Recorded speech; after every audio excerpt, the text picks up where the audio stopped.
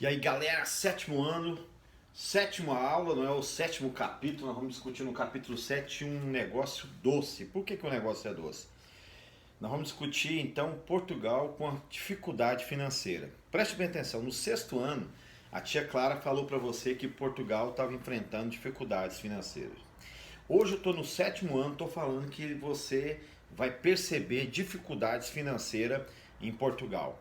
No oitavo ano, nós vamos discutir o Brasil ainda, final do Brasil, aí entra guerras mundiais, o ciclo do século 17, 18, 19.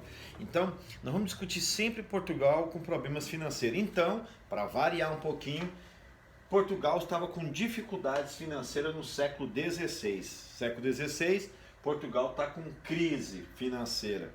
E descobriu um grande negócio, por isso eu coloquei aqui nesses bolsos, ó, Portugal acha um bom negócio. Qual que é esse bom negócio, meu querido professor? O bom negócio é porque ela vai se desdobrar em algumas coisinhas bacanas. E eu queria pensar com você, a primeira delas é que Portugal precisava proteger essa terra grande que ele tinha. Descobriu, nós temos uma terra grande. Para guardar toda essa terra grande, é melhor fazer facções de terra, colocar gente para liderar esses períodos de terra, esses pedaços de terra. E aí então nós vamos guardar das invasões. Já te falei o nome desses caras: Holanda, Espanha, Inglaterra, bacana. Inglaterra, que era o grande parceiro de Portugal, também fazia os seus contrabandos. Então, olha bem, Portugal estava em crise, então tinha que proteger o litoral. Como é que a gente protege o litoral? E descobrir uma coisa bacana. Vamos fazer um negócio aqui chamado latifúndio, né? Vamos pegar a terra, dar muita terra para um cara só. Esse cara vai fixar aqui nessa terra, vai trabalhar nessa terra. Em contrapartida, quando está ocupando a terra, está protegendo a terra de um invasor. Isso era teórico, que daí um pouco a Holanda, nas próximas aulas, vai ver que a Holanda invadiu, ficou um período bacana aqui no Brasil, né? Então, teoricamente era para isso, para proteger o litoral, para proteger a ideia que eles tinham de Brasil, que era uma terra litorânea. Eles achavam que o grande negócio era o litoral. Só depois do século XVII que vão invadir o centro, né? Que vão correr para o centro do Brasil. E aí vai pintar o nosso estado muito bacana, que é o Brasil, Goiás, né? 1725. É uma alta aula, a gente fala sobre a história de Goiás. Bora lá. Litoral era para ser protegido. Detalhe, esse negócio começou a despertar uma ideia bacana, gente. Se tem uma grande extensão territorial, tá perto do litoral, é fácil você encher o navio com açúcar e voltar para Europa. Então se tornou um negócio internacional. Olha aí, Portugal tá ousado, quer fazer um negócio internacional. Descobriu técnicas de produção do açúcar. Ele já tinha esse domínio da produção do açúcar, mas não tinha tanta terra. Agora ele tem terra, tem um clima fértil, tem um solo fértil, melhor dizendo, clima favorável, extensão territorial bacana. Tem as intenções então de fazer um negócio internacional. Pega o açúcar aqui e traz e devolve para a Europa. Coisa bacana, ok? Negócio internacional, a nossa colônia começa a ser destaque então das outras, né? Porque tem essa grande extensão territorial, o clima ajuda, está perto do litoral. Então, vamos lá. Quarta questão era a facilidade de conseguir investidores. Quando Portugal dava essa proposta na Europa, dizia, olha, tem uma colônia gigantesca lá, se você quiser investir no negócio do açúcar, é super favorável, terra boa, condição favorável, volta fácil para a Europa, quer investir? E engraçado, né? Você fala assim, ninguém vai querer investir no Brasil. Não, o europeu começou a achar bacana, os holandeses começaram a vir para cá para investir de primeira mão, depois não só investiram, como invadiram, foram um negócio, vamos tomar um negócio para a gente.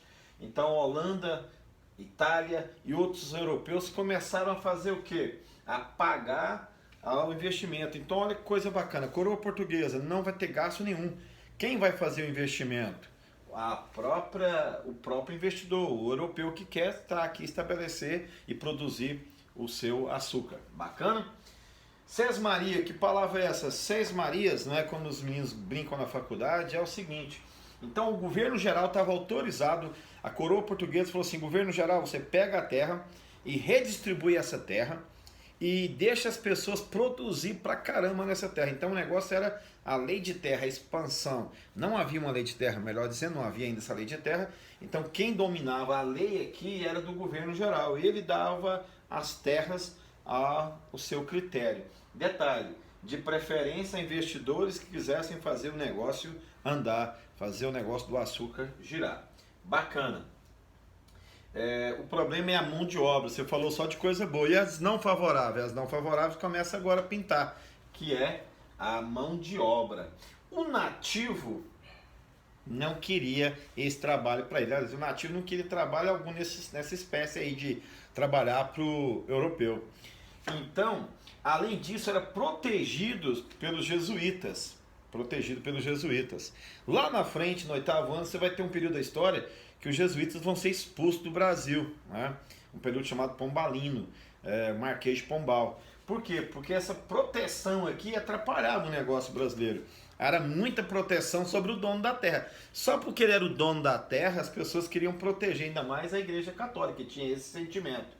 Não me parece ter o mesmo sentimento quanto as pessoas que vieram do tráfico negreiro, que é um grande negócio. Qual que é o grande negócio? Um tráfico negreiro. Como é que é isso?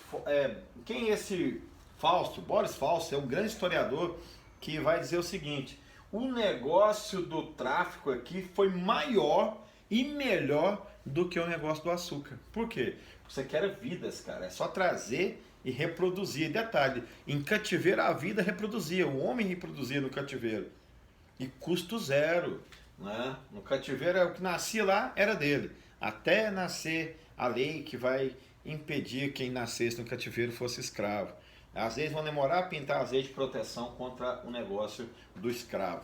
Então, Boles acha, então lembra desse indivíduo, Boles, Fausto vai achar que o negócio que era para trazer escravo para fazer o açúcar, começou a ser o negócio principal. Falou, não, é melhor te mandar para lá as pessoas, vendem as pessoas e já é um negócio pronto. O açúcar tem que levar a pessoa, tem que caminhar com a pessoa, tem que produzir o açúcar, tem que trazer de volta, tem que vender, tem que estar em alta para dar lucro. O negro, o homem que é trazido da África, é direto. Chegou, vendeu, lucro. Bacana? Bacana.